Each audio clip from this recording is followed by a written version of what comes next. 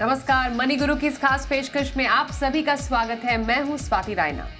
Fractional investment निवेश का एक ऐसा ट्रेंड जो भारत में काफी तेजी से पॉपुलर हो रहा है, जिसमें किसी हाई वैल्यू एसेट जैसे कि real estate, stock, startup equity, debt जैसे इंस्ट्रूमेंट में छोटी छोटी रकम निवेश करके किसी एसेट को आप खरीद सकते हैं, यानी कि कम पैसे में बड़े एसेट में आसानी से इन्वेस्टमेंट।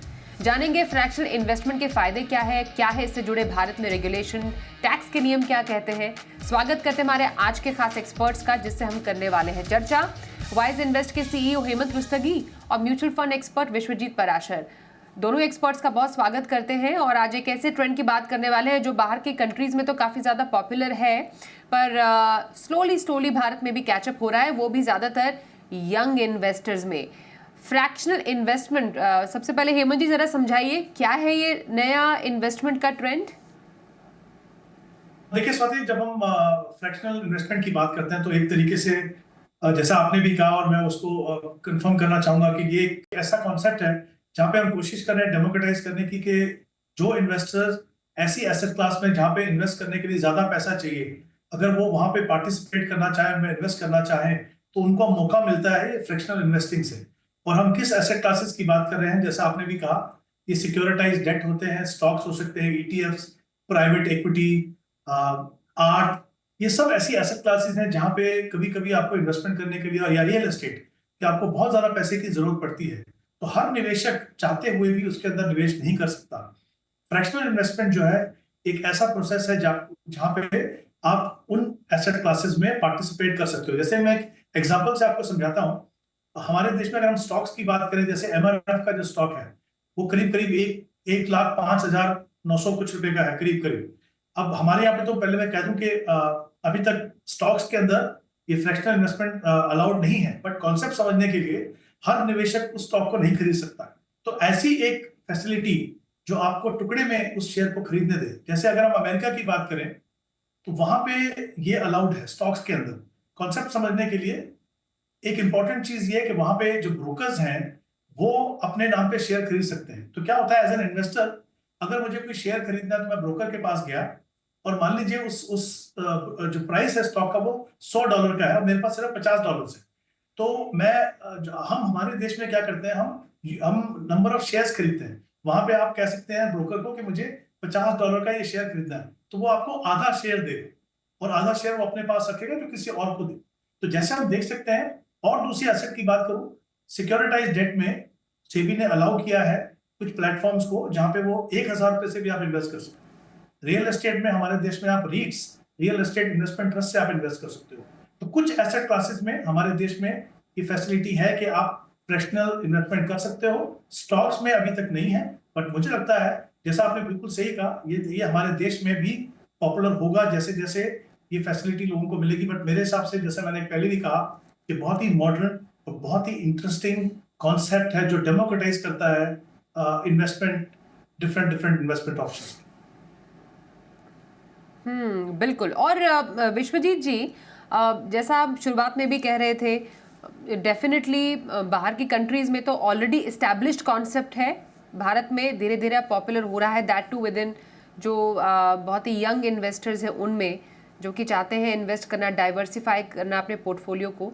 लेकिन रेगुलेशन फ्रैक्शनल इन्वेस्टमेंट पर क्या कहता है? क्या ये टोटली पूरी तरह अलाउड है कि नहीं है? इस पर क्या कुछ ऐसे रूल्स एंड रेगुलेशंस हैं जिसके बारे में मालूम होना चाहिए? बिल्कुल स्वाति जी, जैसा हेमंत जी बोल भी रहे थे, अभी स्टॉक्स में अलाउड नहीं है। तो जैसे कोई स्टॉक खरीदना चाहे फ्रैक्शनल इन्वेस्टिंग के थ्रू तो शायद अभी पॉसिबल नहीं है, बट आने वाले समय में ऐसा लगता है, क्योंकि सेबी की तरफ से भी रिक्वेस्ट है गवर्नमेंट को कि इस तरीके की फैसिलिटी को अलाउ किया जाए। एक आम निवेशक भी बड़ा शेयर खरीद सके या उसका कुछ हिस्सा खरीद सके अगर वो एक साथ नहीं खरीद पा रहा है।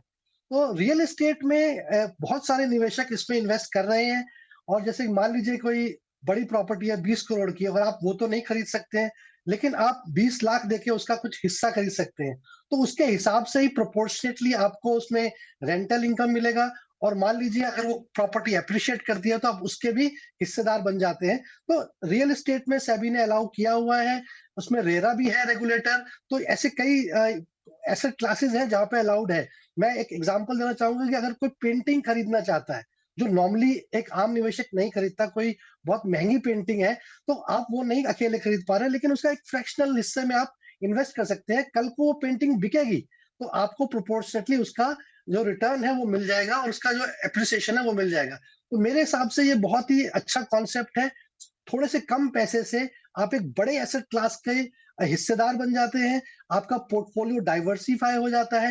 लो कॉस्ट में, जैसे कि हेमंत जी बोल रहे थे, ₹1000 से भी आप कोई ऐसी एनबीएफसीज में इन्वेस्ट कर पाएँगे जो आगे लोन्स देते हैं। ये इस तरीके के इन्वेस्टमेंट्स में है, तो आप उसमें हिस्सेदार बन सकते हैं। तो मेरे ख्याल में आने वाले समय में ऐसे कॉन्सेप्ट बहुत ज़्यादा पॉपुलर हो सकते हैं, क्योंकि लोगों को नई-नई इन्वेस्टमेंट्स में इन्वेस्ट करने का एक एक इंटरेस्ट भी होता है और वो अच्छा भी है पोर्टफोलियो डाइवर्सिफिकेशन के हिसाब से। हम्म। हेमंत जी, तरीका क्या हो सकता है? तरीका अगर समझ पाए आपसे, ये फ्रैक्शनल इन्वेस्टमेंट का तरीका क्या है?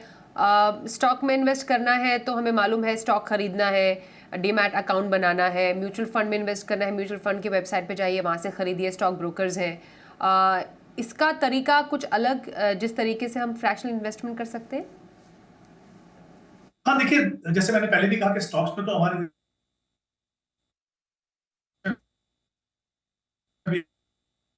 अलाउड नहीं है। अगर आप एज एन इंडियन इन्वेस्टर हैं तो अगर आप चाहें तो लेकिन जो बाकी जो इन्वेस्टमेंट ऑप्शंस हैं, जैसे आपने कहा, मैंने कहा था कि रियल एस्टेट में अगर आपको इन्वेस्ट करना है तो वहां पे जो रीट्स हैं, रियल एस्टेट इन्वेस्टमेंट ट्रस्ट, वहां पे आप इन्वेस्ट कर सकते हो। और जो स्ट्रक्चर्ड डेट है, बेसिकली सिक्योरिटाइज डेट जो है, उसमें जैसे मैंने कहा था कि कुछ प्लेटफॉर्म्स हैं जहाँ पे सेबी ने को ऑथराइज किया है इन इन सिक्योरिटीज में डील करने के लिए। तो वहां पे जैसे मैंने कहा था कि मिनिमम ₹1000 से आप इन्वेस्ट कर सकते हो। तो बहुत जहां जहां पे पॉसिबल है, और जैसे अभी हम बात कर रहे थे इवन आर्ट की या पेंटिंग की, तो वहां पे भी ऐसे फंड हैं जो आर्ट में और या पेंटिंग में इन्वेस्ट करते हैं। तो अलग इन्वेस्ट करना बहुत मुश्किल नहीं है, लेकिन अनफॉर्चुनेटली अभी बहुत ज्यादा ऑप्शंस वहां पे है नहीं, except may be real estate REITs जो काफी पॉपुलर हो रहे हैं हमारे देश में। और स्ट्रक्चर्ड डेट, क्योंकि ओवरऑल हमने देखा कि डेट में उतना इंटरेस्ट अभी नहीं रहता है इन्वेस्टर्स का, तो अभी वो इतने पॉपुलर नहीं है। बट आई थिंक उसमें इन्वेस्ट करना बहुत ज्यादा मुश्किल नहीं है। शायद ज्यादातर इन्वेस्टर, मुझे लगता है कि इंतजार कर रहे हैं कि किस कभी हमें स्टॉक्स में हम फ्रैक्शनल इन्वेस्टमेंट कर सके। तो आई थिंक उसका तो जैसा प्रोसेस, जैसे मैंने पहले कहा था कि हमारे देश में ब्रोकर्स को अलाउड नहीं है, तो वो आपके डीमैट के थ्रू होगा। तो अलग अलग इन्वेस्टमेंट एसेट क्लासेस में इन्वेस्ट करने के अलग अलग तरीके हैं, बट बहुत ज्यादा कॉम्प्लिकेटेड नहीं। ओके। और विश्वजीत जी, टैक्सेशन कैसा हो सकता है इसका, एक फ्रैक्शनल इन्वेस्टमेंट का, अगर इसको समझना चाहें तो? बिल्कुल, स्वाति जी, देखिए जैसे अभी हेमंत जी कह रहे थे, तो सबसे पहले तो कुछ प्लेटफ़ॉर्म्स हैं जहाँ के थ्रू आप इन्वेस्ट कर सकते हैं। कुछ पॉपुलर प्लेटफ़ॉर्म्स हैं, एसेट मॉन्क जैसे, ग्रिड जैसे, जहाँ पे जाके आप फ्रैक्शनल इन्वेस्टिंग कर सकते हैं और जिस एसेट क्लास में आप इन्वेस्ट कर रहे हैं, उस एसेट क्लास के अकॉर्डिंगली ही आपके टैक्स ट्रीटमेंट भी होंगे। तो जिस तरीके से रियल एस्टेट में कैपिटल गेन है, तो उसके हिसाब से ही आपको वो टैक्स ट्रीटमेंट होगा। तो अभी बहुत स्टॉक्स में तो इन्वेस्टमेंट अलाउड है ही नहीं, तो जैसे इक्विटी में अलाउड होगा, तो जो इक्विटी का टैक्सेशन होना चाहिए, मेरे हिसाब से वैसा ही ट्रीटमेंट इस फ्रैक्शनल इन्वेस्टमेंट में भी लागू रहेगा, क्योंकि ये कोई अलग चीज नहीं है, सेम एसेट क्लास में आप निवेश कर रहे हैं। ओके। और कैसे इन्वेस्टर्स के लिए, हेमंत जी, या फिर पोर्टफोलियो डाइवर्सिफाई करने का एक तरीका है, तो कैसे इन्वेस्टर्स के लिए ऐसा थोड़ा सा इन्वेस्टमेंट सही हो सकता है? क्योंकि डेफिनेटली अगर आप एक फ्रैक्शनल इन्वेस्टमेंट कर रहे हैं तो आपको जानकारी भी होनी चाहिए, थोड़ा सा आप मैच्योर भी होने चाहिए। तो क्या सबके लिए है ये? देखिए, मुझे लगता है जैसे मैंने पहले भी कहा था कि एक तरीके से इसको हम डेमोक्रेटाइज कर रहे हैं, यानी जो निवेशक जिनके पास लमसम उतना बड़ा पैसा नहीं है वो भी इसमें पार्टिसिपेट करें। अब वो डिपेंड करता है किस एसेट क्लास में कर रहे हैं। अगर हम सिक्योरिटाइज डेट की बात कर रहे हैं तो ऑब्वियसली वो तो मुझे लगता है हर निवेशक के लिए टाइम होराइजन के हिसाब से सुटेबल होगा। इक्विटी ऑब्वियसली कोई चेंज नहीं है उसके अंदर। अगर एज एन इन्वेस्टर आपको लगता है कि आप इक्विटी में इन्वेस्ट कर सकते हो, अब सिर्फ फायदा ये है कि आप जिन स्टॉक्स में डायरेक्टली आप इन्वेस्ट नहीं कर सकते हो, जब भी ये अलाउ होगा आप उनके अंदर इन्वेस्ट करोगे, तो वहां भी रिस्क प्रोफाइल में कोई चेंज नहीं है। हम जब डाइवर्सिफिकेशन की बात करते हैं, एसेट एलोकेशन की बात करते हैं, तो हम हमेशा कहते हैं कि फिजिकल एसेट भी थोड़ा हिस्सा as an investment, real estate not as an option की जहां पे आप रह रहे हो, but as an investment option होना चाहिए। तो क्लियरली अगर आप एसेट एलोकेशन के पॉइंट ऑफ व्यू से देखें तो रीट्स जो है वो एक अच्छा ऑप्शन हो सकते हैं। तो अलग अलग निवेशकों के लिए उनकी रिस्क प्रोफाइल और उनके एसेट एलोकेशन के हिसाब से ये जो फ्रैक्शनल इन्वेस्टमेंट है वो आपको डिफरेंट डिफरेंट एसेट क्लासेस में इन्वेस्ट करने का मौका देगी। तो जैसा मैंने पहले भी कहा था कि कुछ एसेट क्लासेस जो आप चाहते हैं कि आपके पोर्टफोलियो में हो लेकिन कर नहीं सकते हैं इन्वेस्ट क्योंकि बड़ी रकम की जरूरत है, तो वो एक फायदा आपको मिलेगा। ऑफ कोर्स इसका मतलब ये नहीं कि आपके हर एसेट क्लास में आपको पैसा डालना है। सुटेबिलिटी जो क्राइटेरिया है, चाहे वो फ्रैक्शनल इन्वेस्टमेंट हो या अदरवाइज हो, वो यहाँ पे भी एप्लीकेबल है। ताकि अगर हम उसका ध्यान रखें तो उस हिसाब से ये एक डेफिनेटली बहुत अच्छी ऑप्शन हो सकती है। बिल्कुल सर। चलिए इसी के साथ पहले कॉलर से भी हम बात कर लेते हैं हमारे शो में जो आज है शामिल, शुभेंदु पॉल। नमस्कार सर, स्वागत करते हैं मनी गुरु में। क्या जानना चाहते हैं आप? एक्चुअली मेरा जो पोर्टफोलियो है मैं भेजा था, ठीक है। मैं 2010 साल से मैं म्यूचुअल फंड में एसआईपी कर रहा हूँ। तो मेरा करंट जो पोर्टफोलियो वैल्यू है 88 लाख है, ठीक है। तो मेरा जो गोल है, मैं नेक्स्ट 15 इयर्स के अंदर मैं एक्चुअली मेरा गोल 5 करोड़ का गोल है, ठीक है। तो ये अचीव होगा कि नहीं, ये एक क्वेरी है। और नेक्स्ट क्वेरी है, ये मैं एसआईपी तो मैं कंटिन्यू करूंगा ही, ठीक है, मगर मैं नेक्स्ट 5 साल के बाद में 50K करके एसडब्ल्यूपी मैं विथड्रॉ करना चाहता हूँ, ठीक है। तो वो हो सकता है कि नहीं, ये भी मैं जानना चाहता हूँ। ओके। हेमंत जी, आप प्लीज शुभेंदु का पोर्टफोलियो स्टडी कीजिए और बताइए सर कैसा इनका एग्जिस्टिंग पोर्टफोलियो है और अपने टारगेट को अचीव करने के लिए काफी है। देखिए स्वाति, आई थिंक यस मैंने उनका पोर्टफोलियो देखा है और 2-3 इंपॉर्टेंट एस्पेक्ट है। पहली बात तो हम इनके टारगेट की बात करते हैं। जैसा इन्होंने कहा कि 15 साल का इनके पास समय है और इनका जो टारगेट है वो 5 करोड़ का है और इनकी जो अभी जो इन्वेस्टमेंट है वो 15,000 की है एसआईपी से। पिछले समय से जब से वो इन्वेस्ट कर रहे हैं, उन्होंने जो कॉर्पस एक्यूमुलेट किया है वो करीब 88 लाख का है। तो अगर ये अनइंटरप्टेडली अगले 15 साल तक अपना इन्वेस्टमेंट प्रोसेस कंटिन्यू करते हैं, मैं अगर 12% का रिटर्न मान के चलूं तो करीब करीब 5 करोड़ 60 लाख का कॉर्पस बना पाएंगे।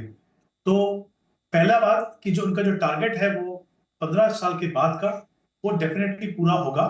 इंपॉर्टेंट चीज ये है कि इनको अनइंटरप्टेडली बिना रुकावट के इस प्रोसेस को कंटिन्यू करना है। दूसरी बात, 15,000 के लिए 15 फंड है इनके पास।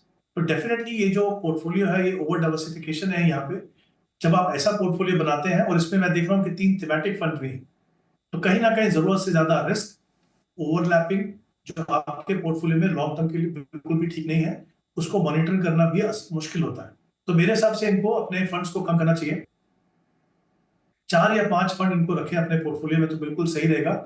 उसमें आप ऐसा कर सकते हैं कि आप एग्जिस्टिंग कुछ फंड्स हैं वो रखिए, जैसे एचडीएफसी टॉप निफ्टी 50 है, उसमें आप 3,000 रुपए इन्वेस्ट कीजिए। कोटक इमर्जिंग जो एक मिड कैप फंड है उसमें आप 3,000 रुपए इन्वेस्ट कीजिए और एचडीएफसी रिटायरमेंट सेविंग में 3,000 इन्वेस्ट कीजिए।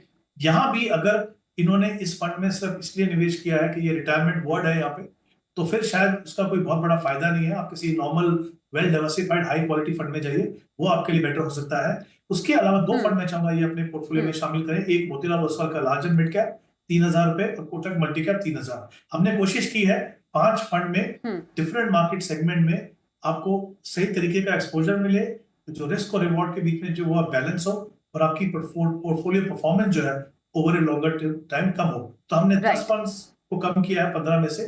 और ये भी इसमें कंप्रोमाइज नहीं किया कि आपकी एलोकेशन डिफरेंट मार्केट सेगमेंट हो के ना। दूसरी बात, इन्होंने कहा कि 5 साल के बाद इनको एसडब्ल्यूपी से पैसा निकालना है 50,000, तो करीब 6 लाख रुपए हो गया, यानी 2 करोड़ का कॉर्पस होना चाहिए। ये पॉसिबल होगा इनके लिए, लेकिन अगर ये पैसा निकालना शुरू करेंगे तो जो उनका जो 15 साल का टारगेट है वहां पे थोड़ा सा इनको कंप्रोमाइज करना पड़ सकता है। Okay sir, okay. तो ये रही शुभेंदु जी आपके लिए आपके पोर्टफोलियो पर सलाह। बहुत बहुत शुभकामनाएं आपको। अगले कॉलर इस वक्त सचिन जी इस वक्त हमारे साथ हैं। नमस्कार सर, बताइए क्या जानना चाहेंगे आप?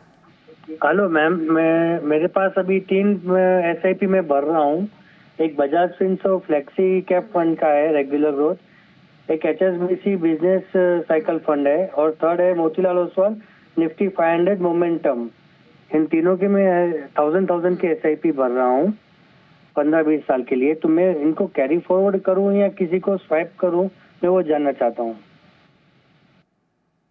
ओके, मैं पराशर जी, सर सचिन के पोर्टफोलियो को प्लीज स्टडी कीजिए। 3 एसआईपीज हैं, फ्लेक्सी कैप भी है, एक सेक्टोरल फंड भी है, एक इंडेक्स फंड भी है। कैसा लग रहा है?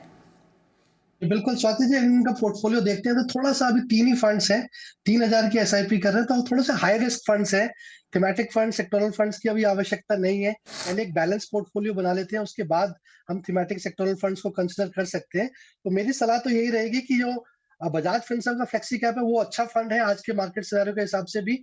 आप उसमें निवेशित रहें, उसको बदलाव में उसमें बदलाव की आवश्यकता नहीं है। लेकिन जो एचएसबीसी का बिजनेस साइकिल फंड है, वहां से आप निकल सकते हैं, स्विच कर सकते हैं। उसकी जगह आप एक डाइवर्सिफाइड मल्टी कैप फंड्स ले लीजिए, तो आपको लार्ज कैप, मिड कैप और स्मॉल कैप का तीनों का एक्सपोजर मिल जाएगा, डाइवर्सिफाइड भी हो जाएगा, तो और रिस्क भी ओवरऑल कम हो जाएगा। तीसरा फंड जो आपने रखा है, Motilal Oswal Nifty 500 momentum 50 index fund, तो मेरे हिसाब से ये भी थोड़ा सा एग्रेसिव है। इसकी जगह मोतीलाल ओसवाल का ही लार्ज कैप फंड ले लीजिए, तो आपके लिए पोर्टफोलियो में एक स्टेबिलिटी भी लेकर आएगा, और ऐसा लगता है कि लार्ज कैप के वैल्यूएशन अभी अट्रैक्टिव है, तो अच्छे रिटर्न्स भी बनेंगे। तो ये 2 छोटे-छोटे बदलाव करें। जहाँ तक कि अगर आपके गणित को देखें, आप 50 लाख का कॉर्पस जनरेट करना चाहते हैं, तो अभी 3000 की एसआईपी से अगर हम चलते हैं 12% का सीएजीआर लेके, तो करीब-करीब 20 साल में 30 लाख रुपए बनते हैं। तो वहीं मुझे लगता है थोड़ा-सा गैप है। अगर आप 2100 रुपए की एसआईपी और ऐड कर दें, 3000 मतलब प्लस 2100 यानी कि 5100 रुपए का एक तरीके से शगन समझ लें।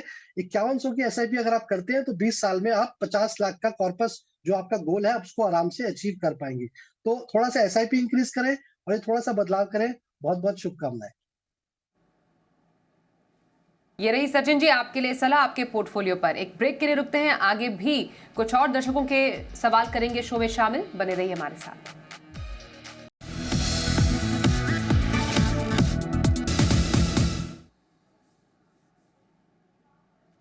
स्वागत करते हैं मनी गुरु में आपका। आज हमारे साथ हैं विश्वजीत पराशर, हेमंत रुस्तगी, और आज हम ले रहे हैं हमारे दर्शकों के सवाल। अगले कॉलर है जयप्रकाश जी हमारे साथ फोन लाइन पर। नमस्कार सर, स्वागत करते हैं आपका मनी गुरु में। बताइए क्या जानना चाहेंगे आप?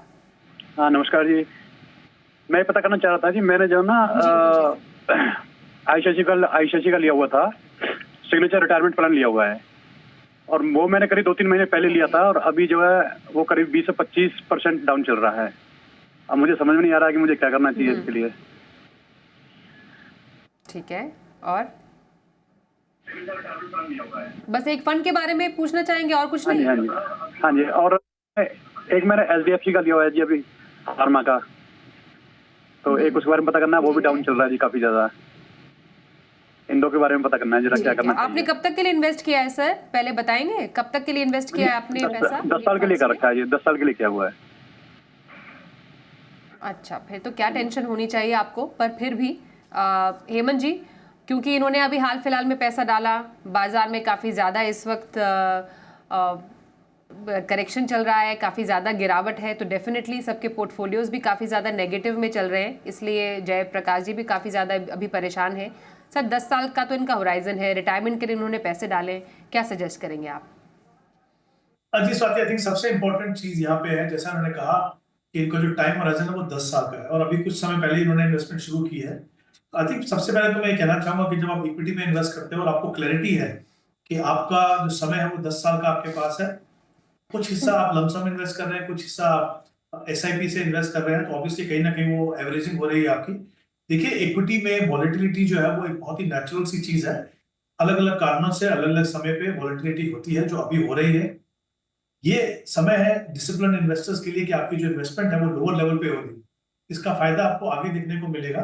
मैं ये नहीं कह रहा कि जब हम अपने पोर्टफोलियो को गिरता हुआ देखते हैं या उसकी वैल्यू को गिरता हुआ देखते हैं तो उससे घबराहट नहीं होती, वो डेफिनेटली होती है, बट उसको टैकल करने का सबसे इंपॉर्टेंट तरीका वही है कि आपके पास 10 साल का समय है।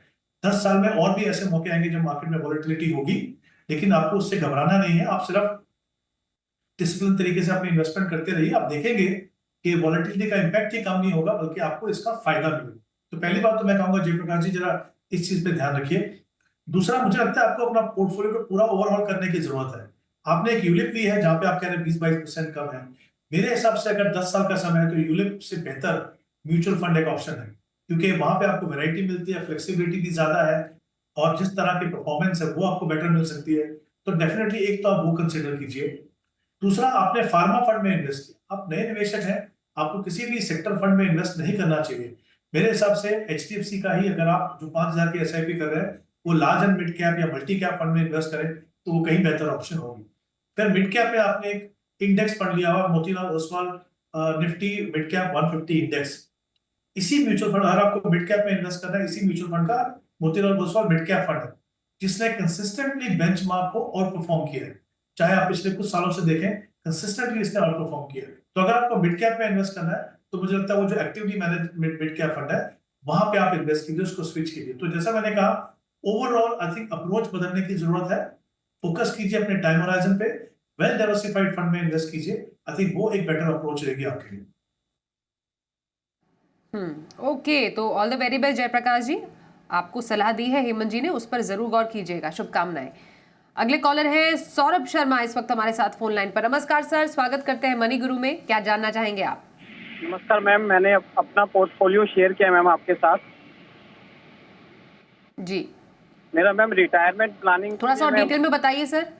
मैम रिटायरमेंट प्लानिंग के लिए मैं इन्वेस्टमेंट करना चाहता हूँ। 20 साल का मेरा टेन्योर रहेगा और मेरा अभी जो अमाउंट जो डिपॉजिट हो चुका है, इट इज अप्रोक्सीमेट 1.5 लाख।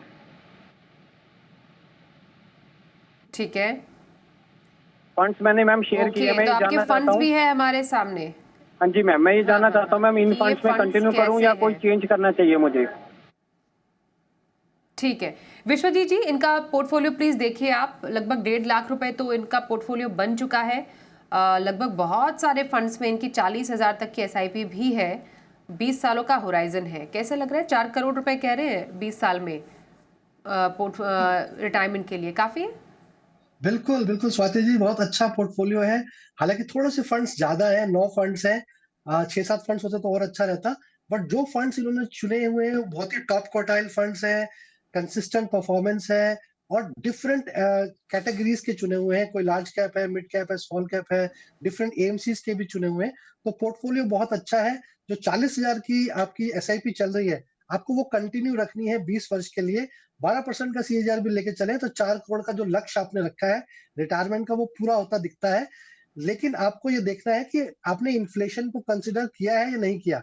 हो सकता है वो 20 साल के बाद 4 करोड़ की वैल्यू शायद आपके 20-25 साल के रिटायरमेंट को अच्छे से लीड ना कर पाए। तो आपको देखना है कि आपका आज का खर्च कितना है और 20 साल के बाद वो खर्च क्योंकि काफ़ी बढ़ जाएगा महँगाई की वजह से, उसके हिसाब से आपको अपना एक गोल सेट करना है। तो मैंने एक कैलकुलेशन करी कि अगर आप 10% स्टेप अप करते हैं अपनी SIP में, 40,000 की SIP में, तो 20 वर्ष में यही करीब-करीब 8 करोड़ बन जाता है। तो आप ऐसे अगर आप कोशिश करें, जितनी SIP आप इंक्रीज़ कर सकते हैं और ऐसे मार्केट सिनेरियो में तो आपको ज़्यादा यूनिट्स मिल रहे हैं, तो मेरे ख्याल में एक बहुत अच्छा कॉर्पस जनरेट होगा। पोर्टफोलियो बहुत अच्छा है, निवेशित रहें, कोई ज़्यादा बदलाव की ज़रूरत नहीं है, बट केवल एक ICICI प्रूडेंशियल का आपके पास मल्टी एसेट फंड है और ब्लू चिप फंड है। उन दोनों में अगर देखता हूँ तो कुछ ओवरलैप है, अच्छा खासा ओवरलैप है। तो उसकी जगह आप कोई एक डिफरेंट लार्ज कैप फंड ले सकते हैं, निप्पॉन इंडिया का या फिर BSP का टॉप 100 फंड। बस ये छोटा-सा बदलाव करें, तो थोड़ा-सा मेरे ख्याल में जो ओवरलैप है वो भी कम हो जाएगा। मेरे ख्याल से बहुत अच्छा पोर्टफोलियो है, निवेशित रहें। शुभकामनाएँ। Saurabh ji, all the very best आपके इन्वेस्टमेंट के लिए। और ये रहा आपके सवाल पर जवाब विश्वजीत जी की तरफ से। धन्यवाद भी करना चाहेंगे दोनों एक्सपर्ट्स का हमारे साथ आज के इस कार्यक्रम में शामिल होने के लिए। एक ब्रेक का भी वक्त हो गया है, पर खबरें जारी रहेंगी। देखते रहिए जी बिजनेस।